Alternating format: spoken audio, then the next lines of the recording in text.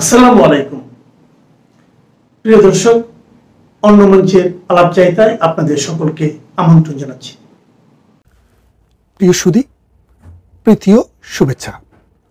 আপনাদের সাথে আমার অনেক দিন অনেক বিষয় নিয়ে কথা হয়েছে। তা আমি যখনই কোনো ভিডিও আপলোড করি, বিশেষ করে আওয়ামী লীগ যারা করে, ছাত্রলীগ করে, যুবলীগ করে, অথবা যারা মুক্তিযুদ্ধের সপক্ষের মানুষ, শেখ হাসিনার পরাজয়ে, আওয়ামী লীগ সরকারের পতনে যারা মনে প্রাণে কষ্ট পেয়েছে এবং যারা আজকের যে দানবের উত্থান হয়েছে বাংলাদেশে, যে সাম্প্রদায়িক চেতনা বাংলাদেশের মানুষের জীবনকে তছনছ করে দিচ্ছে, মিথ্যা মামলা বাণিজ্য চলছে, রুল অফ ল এর কথা বলে আরবিটারি শাসন ব্যবস্থা প্রবর্তন করেছে, সেই রকম মানুষরা মানে তার বিরুদ্ধে যারা, তারা আমাকে প্রায় আমার ইনবক্সে একটি মেসেজ দেয় যে ভাই, আপনার কাছ থেকে আমরা একটা অ্যানালাইসিস শুনতে চাই যে বাংলাদেশ আওয়ামী লীগ কেন 24 আগস্টে এই যুদ্ধাপরাধী, স্বাধীনতা বিরোধী, সাম্প্রদায়িক গোষ্ঠীকে, এই মৌলবাদী গোষ্ঠীকে দমন করে ক্ষমতায় থাকতে কেন পারেনি, সে বিষয়টি নিয়ে। তো প্রথম আমি সিদ্ধান্ত নিয়েছিলাম, ভেবেছিলাম এই বিষয়টা নিয়ে আমি সরাসরি কোনো কথা বলবো না। তো অনেক দিন কেটে গেল, আমি দেখলাম আমার অগ্রজ অনুজ অনেকেই কিন্তু এটা নিয়ে কথা বলেছেন। এই বিষয়টি এখন আর কোনো গোপন বিষয় নয়, অথবা কোনো সিক্রেট কোনো ইস্যুতে এখন আর নেই। তাই আমি সিদ্ধান্ত নিলাম যে এই বিষয়টা নিয়ে কথা বলবো। তার ফলে আমি 10 জন পার্লামেন্ট মেম্বার, অন্তত 5 জন মন্ত্রী, 2 জন সচিব, কয়েকজন র্যাব সদস্য এবং আরও কিছু পলিটিক্যাল কর্মীর সাথে আমি কথা বলেছি। তাদের কাছে কথা বলে যে জিনিসটি আমি জানতে চেয়েছি, তাদের মতামতটা কি এবং তারা কি জানে, এবং মন্ত্রীরা কি জানেন, কর্মীরা কি জানেন, এবং সচিবরা কি জানেন, আর্মিরা কি জানেন, র্যাব কি জানেন। তারপর আমি যেই সিদ্ধান্তটি পৌঁছলাম, এই তথ্য উপাত্ত এবং গবেষণার ভিত্তিতে, এবারে আন্দোলনটি যখন শুরু হয় জুলাই মাসের শুরুর দিকে, তখন আন্দোলনটি হাইকোর্টের একটি রায়কে নিয়ে আন্দোলনটি শুরু হয়। হাইকোর্টের কোনো এক কাবিল জাজ তিনি বললেন যে প্রধানমন্ত্রী শেখ হাসিনা কোটা বিলুপ্ত করে যে পরিপত্রটি জারি করেছে, সেই পরিপত্রটি অবৈধ। তার মানেটা বোঝেন, তার মানে কোটা যেখানে ছিল সেখানেই আছে। তারপর সরকার ঘোষণা দিল যে না, আমরা এই কোটা ব্যবস্থাকে যেভাবে পুনর্বিন্যাস করেছি সেটাই আমরা রাখবো, যার জন্য সরকার উপরে অর্থাৎ সুপ্রিম কোর্টে আপিলও করলেন। পেন্ডিং একটা ব্যবস্থা, এবং সমাজে যেন কোনো এনার্কি সৃষ্টি না হয় তাই মানুষকে আশ্বস্ত করলেন যে আমরা আমাদের সিদ্ধান্ত থেকে ফিরে আসব না। কিন্তু সরকারের সেই কথা আন্দোলনকারীরা কানে নেয়নি, অথবা নানান কারণে তাদের নানান দিক থেকে ওই যে মেটিকুলাস ডিজাইন বলে, ওই ডিজাইনের অংশ হিসেবে তাদেরকে ব্যবহার করা হয়েছিল। তো ব্যবহার করতে করতে এমন একটা জায়গায় গেল, কিছু ইউনিভার্সিটির শিক্ষককে কেনা হলো। কাদের টাকা দিয়ে? আমেরিকার ডিপ স্টেটের টাকা দিয়ে। এটা কিন্তু এখন আর মানে কথার কথা না। আমেরিকার প্রেসিডেন্ট ডোনাল্ড ট্রাম্প তিনি কিন্তু বলেছেন যে এই বাংলাদেশে ডিপ স্টেট ইন্ডিয়ার মাধ্যমে 29 মিলিয়ন টাকা আর বাংলাদেশের ভিতর দিয়ে 21 মিলিয়ন টাকা, তার মানে 50 মিলিয়ন টাকা নয়, পাউন্ড, ডলার এখানে ঢুকিয়েছে। এই 50 মিলিয়ন ডলার কিছু ছাত্রনেতাকে কেনা হলো, আর্মিদের মধ্যেও একটা গোষ্ঠীকে এর আওতায় নিয়ে এসছে বলে আমরা শুনেছি। তারপর সচিবালয়ের ভিতরেও কিছু মানুষকে কেনা গেছে, সাংবাদিকের একটা অংশকে কিনে গেছে, দেশে বিদেশে যারা মিডিয়াতে কাজ করে তাদের একটা অংশকে কিনে গেছে। কেনার পর সেটা কিন্তু শেখ হাসিনা সরকারের এই যে ব্যর্থতার অংশ, সেই ব্যর্থতাটা এখানে। এই যে এত কিছু ঘটে গেল, গোয়েন্দা বাহিনী, ডিটেকটিভ, এনএসআই, সিআইডি, এইরকম যতগুলা সরকারের বাহিনী আছে, তারা কেউ প্রধানমন্ত্রীর কাছে এই খবরটি প্রপারলি পৌঁছাতে পারেননি। এখন প্রধানমন্ত্রী দেখলেন যে আন্দোলন করছে এরা ছাত্র, এরা আওয়ামী লীগ আছে, বিএনপি আছে, জামাতে ইসলামী আছে, কোনো দল নাই, সেরকমও আছে। এখন রাজনৈতিকভাবে যদি এইসব ছেলেপেলে মোকাবেলা করতে যায়, একটা এনার্কি হবে, অনেকের জীবন নষ্ট হবে, পড়াশোনা নষ্ট হবে, রাষ্ট্রের সম্পদ নষ্ট হবে। এর চাইতে বেটার কিভাবে অ্যাডমিনিস্ট্রেটিভ ভাবে এটাকে মোকাবেলা করা যায়। তো জুলাই মাসের শেষের দিকে, মানে শেষ সপ্তাহে প্রধানমন্ত্রী দেখলেন যে বিষয়টা আস্তে আস্তে খুব খারাপের দিকে যাচ্ছে। যখন খারাপের দিকে যাচ্ছে তখন প্রধানমন্ত্রী 3 বাহিনীর প্রধানের সাথে কথা বলছেন, বিশেষ করে আর্মির সাথে তিনি ডাইরেক্ট কথা বলেছেন। তা আর্মিকে উনি যেটা বললেন যে আমি কি রাজনৈতিকভাবে এটা মোকাবেলা করব, আমার কিন্তু সেই সামর্থ্য আছে, নাকি আমি আপনাদের মাধ্যমে সেটা জরুরি অবস্থা দিয়ে এইসব ছেলেবেলেদেরকে মাঠ থেকে উঠিয়ে ঝামেলাটা শেষ করব। তা এখন বিষয়টা আসেন, প্রশ্নটা এই জায়গায় যে আওয়ামী লীগ কি রাজনৈতিক শক্তির মাধ্যমে, যে গত 15 বছর থেকে 16 বছর থেকে তারা যেভাবে রাজনৈতিক শক্তিকে ব্যবহার করে এই মাঠটাকে দখল করেছে, রাজনীতিকে দখলে রেখেছে এবং রাষ্ট্রকে সামনের দিকে নিয়ে গেছে, সেই জায়গায় থাকবে, নাকি তারা এই আর্মি শক্তিটাকে ব্যবহার করবে? এমতো অবস্থায় আমি একজন রাজনৈতিক নেতার কাছে শুনেছি, যিনি প্রধানমন্ত্রীর কাছে যাওয়ার সুযোগ ছিল, তিনি বলছেন যে আমাদের একজন নেতা তিনি প্রধানমন্ত্রীর পায়ের কাছে গিয়ে বসেছেন, পা ধরেননি, পায়ের কাছে গিয়ে বসেছেন যে নেত্রী আপনি শুধু হুকুম দেন, আমার ঢাকা শহরের চারপাশে 21টি আসন থেকে আমি যদি 50,000 লোক করে আনি তাইলে 10-11 লাখ মানুষ আমার এখানে জমা হয়।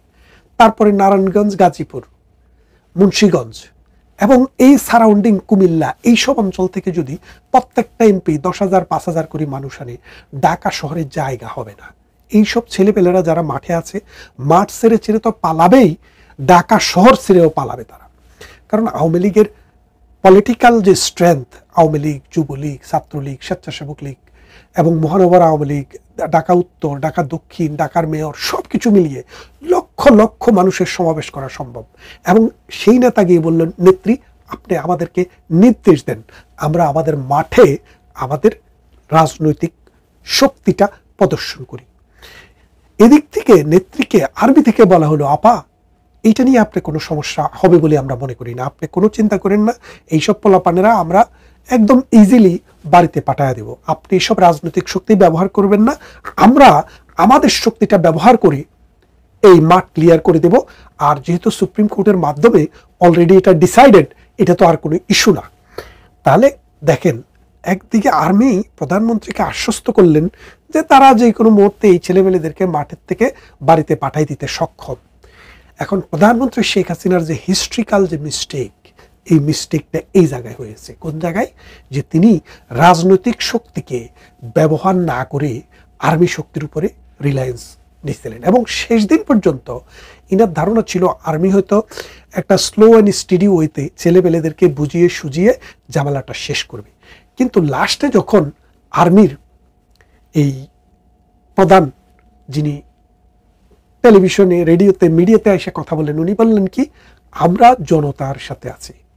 কিন্তু বিষয়টা দেখেন, তার কথা বলা দরকার ছিল যে আমরা একটি সুনির্দিষ্ট আইনের ভিত্তিতে এই রাষ্ট্রে কর্মরত, এই রাষ্ট্রের আইন এবং বিধি সংবিধান অনুসারে আমাদের উপরে রাষ্ট্র যে দায়িত্ব দেবে আমরা সেই দায়িত্ব পালন করতে বদ্ধপরিকর। সুতরাং আমরা কোনো এনার্কি চাই না, আমরা কোনো হত্যা চাই না, আমরা কোনো নির্যাতন চাই না, আমরা কোনো জুলুম চাই না, আমরা গাড়ি পোড়ানো, বাড়ি পোড়ানো, রেল পোড়ানো এসব কোনো কিছুই চাই না। আমরা চাই একটা সুষ্ঠু সুন্দর রাষ্ট্রের প্রয়োজনে তোমরা ঘরে ফিরে যাও। এই কথা না বলে তারা কি করলেন, তারা রাষ্ট্রকে এই সন্ত্রাসীদের হাতে তুলে দেন, বললেন কি আমরাও তোমার সাথে আছি। তখন এবার শেখ হাসিনা যখন বুঝলেন যে আর্মি তো আমার থেকে যোজন যোজন দূরে চলে গেছে, তখন দ্য টাইম ইজ ওভার। কারণ এখন আপনি দেখেন আর্মি যখন তাদের সাথে আছে বলল, তখন তারা যে শক্তি, যারা যে সামর্থ্য, তারা যে স্পৃহা নিয়ে তখন বিএনপি,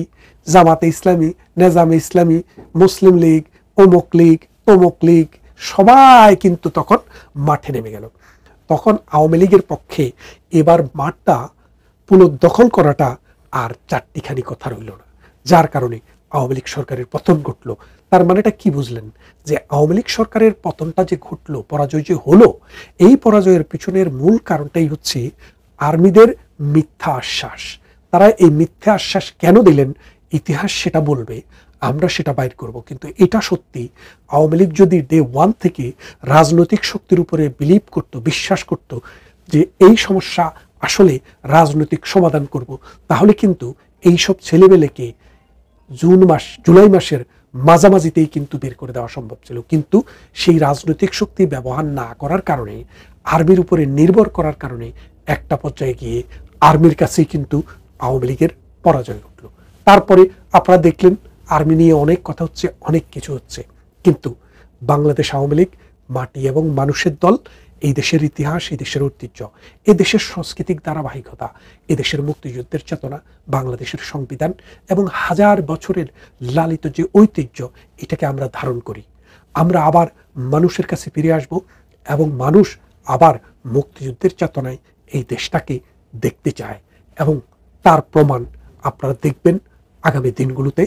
এই সাক্ষাৎকারটি নিয়েছেন CNN নিউজ 18 এর মনোজ গুপ্ত, সিনিয়র সাংবাদিক, তিনি নিয়েছেন। শেখ হাসিনা এই সাক্ষাৎকারে তার ক্ষমতাচ্যুতির সাথে পশ্চিমাদের জড়িত থাকার কথা অস্বীকার করেছেন। অত্যন্ত কৌশলী উত্তর দিয়েছেন তাকে যখন মনোজ গুপ্ত প্রশ্ন করেছিলেন, এবং আশ্রয় এবং ধৈর্যের জন্য ভারতকে তিনি ধন্যবাদ জানিয়েছেন। তাকে যে আশ্রয় দেওয়া হয়েছে এবং যা যা ঘটে চলেছে, এক্ষেত্রে ভারত সরকার যে ধৈর্যের পরিচয় দিচ্ছে, সহনশীলতার পরিচয় দিচ্ছে, এই জন্য তিনি তাদেরকে ধন্যবাদ জানিয়েছেন। এই বিস্তৃত সাক্ষাৎকারে শেখ হাসিনা সেনাবাহিনীর দ্বিধা, বিদেশি চাপের কথা যেমন বলেছেন, মানে সেনাবাহিনী মানে বাংলাদেশের সেনাবাহিনী, তেমনি বাংলাদেশে গণতান্ত্রিক শাসন পুনরুদ্ধারের জন্য তার দৃঢ় সংকল্পের কথা উল্লেখ করেছেন। তো আমি যদি আর বিস্তারিত আলোচনায় না যাই, তাকে যে প্রশ্নগুলো করা হয়েছিল সংক্ষেপে সেই প্রশ্নগুলো বলে তিনি কি বলেছিলেন তার সামারিটা যদি আপনাদের সামনে একটু তুলে ধরি, তাহলে আমার মনে হয় ভালো হবে। মনোজ গুপ্ত তাকে একটি প্রশ্ন করেছেন যে কোন সুনির্দিষ্ট গোয়েন্দা তথ্য বা হুমকির ইঙ্গিত আপনাকে ঢাকা ছেড়ে যেতে বাধ্য করেছিল। আমরা জেনেছি যে তিনি হয়তো ফোন পেয়ে চলে গেছেন বা কি কি প্রক্রিয়া, অনেক ঘটনা আমরা শুনেছি। এই প্রশ্নটি তিনি করেছেন এবং বলছেন যে এটি কি সত্যিকারের অভ্যুত্থান প্রচেষ্টা ছিল নাকি কমান্ড কাঠামোর পতন, মানে যে সেনাবাহিনী রিলেটেড কোনো ধরনের এখানে কোনো কু বা এই জাতীয় কিছু কিনা, নাকি আপনার নিজস্ব নিরাপত্তা বাহিনীর নীরব সম্মতিতে জোরপূর্বক উৎখাত, মানে এরকম নানান শঙ্কার কথা তিনি জিজ্ঞাসা করেছেন। জবাবে শেখ হাসিনা বলেছেন, আগস্টের শুরুতে যখন কোটা আন্দোলন হয় এটি তেমন বিধ্বংসী ছিল না, সহিংস ছিল না, কিন্তু একটি সহিংস গোষ্ঠীর নেতৃত্বে হঠাৎ করে আন্দোলনটা ভেতর থেকে বদলে গিয়েছিল। তিনি বলছেন যার পেছনে ছিল সুপরিকল্পিত ষড়যন্ত্র। সেই ষড়যন্ত্রটা তখন তিনি বুঝতে পারেননি, এটি বুঝতে পেরেছেন পরে, যেটি অনেক পরে তার কাছে স্পষ্ট হয়ে উঠেছে।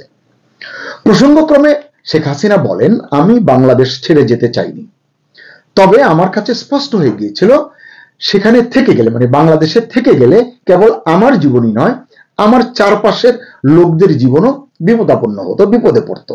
এটি ইতিমধ্যেই আমরা শুনেছি তার অন্য আরেকটি সাক্ষাৎকারে। মনোজ গুপ্ত তখন জানতে চেয়েছেন যে সেনাপ্রধান জেনারেল ওয়াকারুজ্জামান আপনার পদত্যাগের আলোচনায় কতটা জড়িত ছিলেন, এবং আপনি কি মনে করেন যে তিনি স্বাধীনভাবে, মানে জেনারেল ওয়াকার স্বাধীনভাবে অথবা মার্কিন কূটনৈতিক চাপের অধীনে অথবা রক্তপাত রোধে ভারসাম্য রক্ষাকারী হিসেবে কাজ করছিলেন? এর জবাব শেখ হাসিনা দিয়েছেন, দেখুন কতটা আমার কাছে মনে হয়েছে অত্যন্ত বিচক্ষণ জবাব। তিনি বলেছেন যে সামরিক বাহিনী একটি অসম্ভব পরিস্থিতির মুখোমুখি হয়েছিল, মানে ওই সময়টাকে তিনি ব্যাখ্যা করছেন। জনতার ব্যাপক সহিংসতার বিরুদ্ধে একটি সাংবিধানিক সরকারকে রক্ষা করার পাশাপাশি প্রাণহানি এড়ানো, কারণ তখন প্রাণহানি হচ্ছিল, এই প্রাণহানি এড়ানো গুরুত্ব দিলে অন্যদিকে মনোযোগটা দেয়া যাচ্ছিল না, এটি বোঝা যায়। তাই আমাদের আলোচনার কেন্দ্রবিন্দু ছিল, মানে তিনি সেনাবাহিনী এগুলোই মিন করছেন, কেন্দ্রবিন্দু ছিল আইন শৃঙ্খলার অবনতি রোধ করা এবং ঢাকার রাস্তায় আমার পরিবার, এভাবেই তিনি বলেছেন, আমার পরিবার, কর্মী এবং সাধারণ নাগরিকদের নিরাপত্তা নিশ্চিত করা, অর্থাৎ দেশের প্রতিটি মানুষের নিরাপত্তা নিশ্চিত করার বিষয়টি তিনি অগ্রাধিকার দিয়েছিলেন। তিনি বলছেন এক্ষেত্রে বাইরের কোনো চাপ সিদ্ধান্তগুলোকে প্রভাবিত করেছে কিনা বা কি ধরনের প্রভাব ফেলেছে, কি ধরনের প্রভাবিত করেছে, এটা আমি বলতে পারবো না, মানে এ সম্পর্কে তার ধারণা নেই, তিনি এটি বলেছেন। আমার কাছে জবাবটি অনেক মানে সুকৌশলী বলে মনে হয়েছে। এরপরে তাকে প্রশ্ন করা হয়েছে, আপনি কি বেসামরিক সামরিক প্রতিষ্ঠানের মধ্যে একটি সমন্বিত পরিকল্পনা সম্পর্কে অবগত ছিলেন, যাতে আপনি চলে যাওয়ার পরে একটি তত্ত্বাবধায়ক বা অন্তর্বর্তী, মানে একটি বিকল্প সরকার প্রতিষ্ঠা করা যায়, এবং যদি তাই হয় তাহলে মূল মধ্যস্থতাকারী কারা ছিল, মানে এ সম্পর্কে শেখ হাসিনা কিছু জানতেন কিনা, এমনটি তাকে জিজ্ঞাসা করা হয়েছে। জবাবে হাসিনা বলেছেন, আমি সেই সময়ে কোনো সমন্বিত পরিকল্পনা সম্পর্কে অবগত ছিলাম না, আমি কেবল আমার দেশ এবং আমার জনগণের নিরাপত্তার দিকে মনোনিবেশ করেছিলাম। 5 আগস্টের ঘটনার পরই আমি এই অভ্যুত্থানের পূর্ব পরিকল্পিত প্রকৃতি বুঝতে শুরু করি। মানে এটি যে ষড়যন্ত্র ছিল এটি তিনি তারপর থেকে বুঝতে শুরু করেন। দর্শক, নিশ্চয়ই আপনাদের মনে আছে আমি বলেছিলাম 5 আগস্ট যেদিন তিনি বিমানে চেপে দিল্লি গিয়েছিলেন সেদিনে যাওয়ার সময় থেকেই তিনি তার এই বিষয়গুলো বুঝতে শুরু করবেন এবং প্রত্যাবর্তনের পরিকল্পনাও তিনি করবেন, এটি বলেছিলাম। কোনো এজন্য রাজনীতি করতে হবে না, এজন্য কোনো দল করতে হবে না, একজন রাজনৈতিক ক্ষুদ্র নগণ্য বিশ্লেষক হিসাবে এটি আমার মনে হয়েছে এটি করা সমীচীন বলে আমি নিজেও মনে করি। ইউনূস যে দ্রুততার সাথে ক্ষমতা দখল করেছিলেন, শেখ হাসিনা বলছেন অপরাধীদের, মানে ওই আন্দোলনের সময় শেখ হাসিনার বিবেচনায় যাদেরকে তিনি অপরাধী বলছেন, সহিংসতার কারণে প্রাণহানি হয়েছে যাদের কারণে, সেই অপরাধীদের তাৎক্ষণিকভাবে দায় মুক্তি দেওয়া হয়েছিল, মানে ইউনূস সরকার দিয়েছে।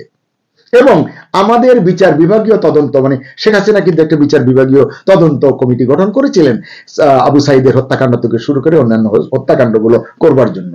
এই কথাটি আমিও বলি, ইউনূস সরকার যদি স্বচ্ছ হতো, তাদের ভিতরে যদি কোনো ঝামেলা না থাকতো, সন্দেহের থেকেই আসলে কথাটি বলছি, এটি সন্দেহ দূর করবার মতো কোনো কথা, কোনো বাক্য, কোনো বিশ্লেষণ, ব্যাখ্যা ইউনূস সরকার আজ পর্যন্ত দিতে পারেনি। যে সমস্ত সম্মানিত বুদ্ধিজীবীরা এই বিষয়ে তর্ক করতে চাইবেন আমি তাদের আমন্ত্রণ জানাচ্ছি, আমি প্রস্তুত আছি তাদের সঙ্গে এটি নিয়ে আলোচনা করবার জন্য। কারণ অন্যায়কারীর অন্যায় যদি আপনার টার্গেট হয় বিচার করা, তদন্ত কমিটি কে করেছে, কমিটি ঠিক থাকতো, আপনি লোক পাল্টে দিতেন।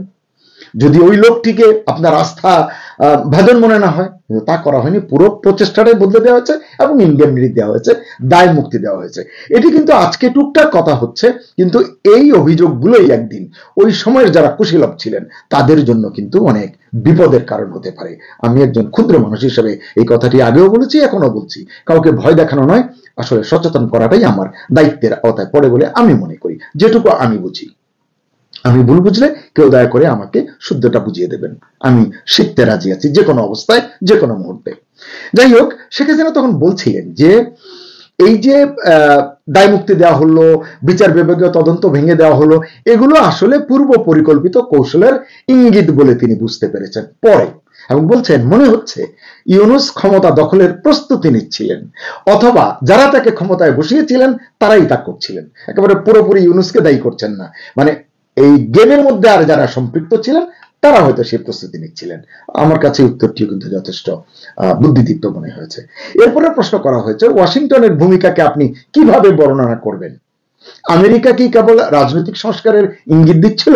এটি তো অনেকদিন ধরে তারা বলছিল, গণতান্ত্রিক উত্তরণ থেকে আরম্ভ করে নানান কিছু, নাকি গণতন্ত্র পুনরুদ্ধারের নামে আপনাকে বহিষ্কার করতে চাওয়া সামরিক বুদ্ধিজীবী ব্লককে সক্রিয়ভাবে সমর্থন করছিল? এই গণতান্ত্রিক যে উত্তরণের জায়গায় এটি নিয়ে একটি বিশাল এপিসোড করা যায়, জো বাইডেনের যে ষড়যন্ত্র সেটি নিয়ে, সেটি অন্য কোনো সময়ের জন্য তুলে রাখলাম। এই যে প্রশ্ন করা হয়েছিল, এই প্রশ্নের জবাবে শেখ হাসিনা বলেছেন মার্কিন প্রশাসনের সাথে আমাদের সবসময়ই ভালো সম্পর্ক ছিল, কূটনীতিক কাকে বলে দেখুন, এবং বিশ্বাস করার কোনো কারণ নেই যে মার্কিন সরকার বা অন্যান্য বিদেশি শক্তি এখানকার, মানে বাংলাদেশের ঘটনায় সক্রিয়ভাবে জড়িত ছিল। কি আছে মনে মনে আছে, কিন্তু প্রকাশ্যে সাক্ষাৎকারে যে সব বলা যায় না, এটিও আসলে শিক্ষণীয়। তিনি বলছেন যে ইউনূস একজন অর্থনীতিবিদ হিসেবে তার কাজের মাধ্যমে প্রভাবশালী পশ্চিমা ভক্তদের কাছে বা তার প্রভুদের কাছে একটি নেটওয়ার্ক গড়ে তুলেছেন। এটা ঠিক, তার অনেক বন্ধু তিনি তৈরি করেছেন, এবং বলছেন যারা তাকে প্রশংসা করেছিলেন, প্রশংসা তো অনেকেই করেন, আমরাও করতাম, তারা তার অর্থনৈতিক তত্ত্বগুলোকে গণতান্ত্রিক যোগ্যতা হিসেবে ভেবে ভুল করেছিলেন। কোটি টাকা দামের একটি কথা।